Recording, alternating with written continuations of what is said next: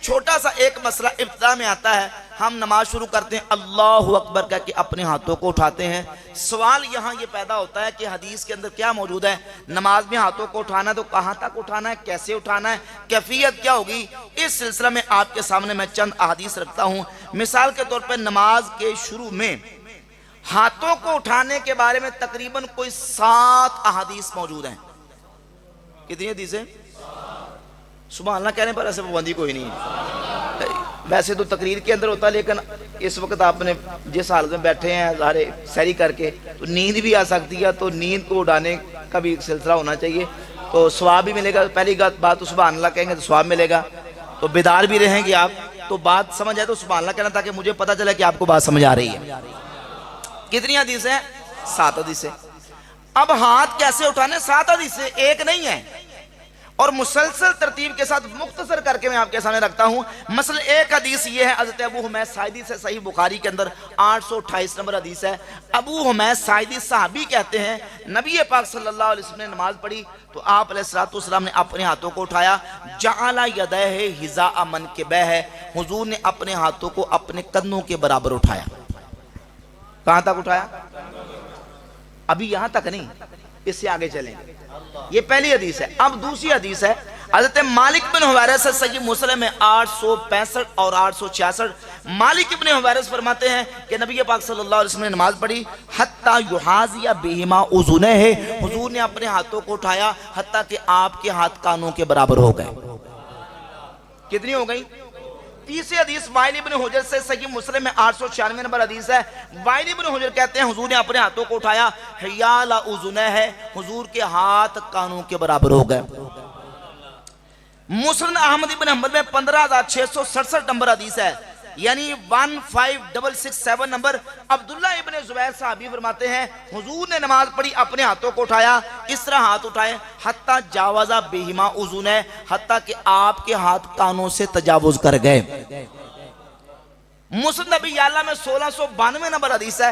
برا ابن عازب صحابی کہتے ہیں نبی پاک علیہ السلام نے نماز پڑھی، آپ نے اس طرح نماز کا شروع اور افتتاح کیا، اپنے ہاتھوں کو اٹھایا، رأیت ابہامہ قریبا من اذنیہ، اس طرح کہ حضور کے انگوٹھے کانوں کی لو کے قریب ہو گئے۔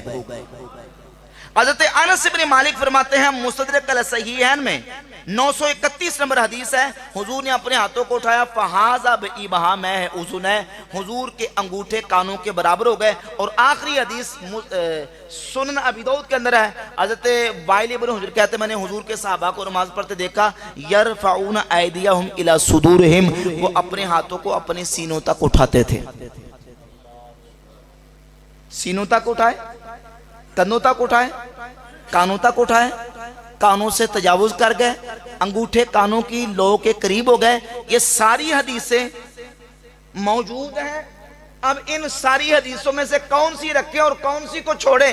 امام اعظم ابو حنیفہ رحمۃ اللہ، ہمارے امام الائمہ، وہ فرماتے ہیں چھوڑنی کوئی بھی نہیں ہے، سب پر عمل کرنا ہے۔ جب ہاتھوں کو اٹھائیں گے، نیچے سے اوپر آنے، ہاتھ پہلے سینے تک آئیں گے، پھر کندھے تک آئیں گے، پھر کانوں تک آئیں گے۔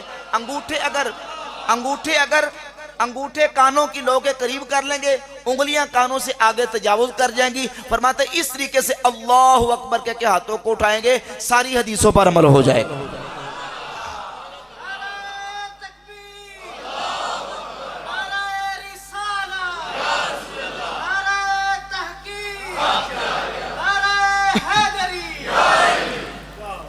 تو فرماتے اس طریقے سے ہاتھ اٹھائیں گے تو ان ساری حدیثوں پر عمل ہے۔ کون سی چھوٹی اور کون سی رکھی ہے، ساری پر عمل ہو گیا۔ اب یہ ہوتا یہ ہے کہ ہمارے نوجوانوں کو دکھاتے ہیں کسی موبائل سے، کسی ایپ سے نکال کے، دیکھیں گوگل سے سرچ کیا کہ حدیث موجود ہے جی اللہ کے نبی علیہ السلام نے کندھوں تک ہاتھ اٹھائے۔ بھئی کندھوں تک اٹھائے، کانوں والی حدیث بھی موجود ہے، کندھوں والی بھی موجود ہے، کانوں والی بھی موجود ہے، اور کانوں سے ہاتھ تجاوز کر گئے یہ بھی موجود ہے۔ اللہ کے فضل و کرم سے ہمارا ان ساری حدیثوں پر عمل ہے۔ ہاتھ اٹھائیں، اللہ اکبر کہہ کے اپنے ہاتھوں کو اٹھایا، اور ہاتھوں کو جب اٹھائیں گے تو اپنے ہاتھوں کی ہتھیلیاں جو ہے وہ قبلہ رو ہونی چاہیے، نہ انگلیاں بہت کھلی ہوں، نہ بالکل تکلف کے ساتھ ملا کے رکھنی ہے، بالکل نارمل انداز سے ہاتھوں کو اٹھائیں گے۔ اب ہاتھوں کو اٹھانے کے بعد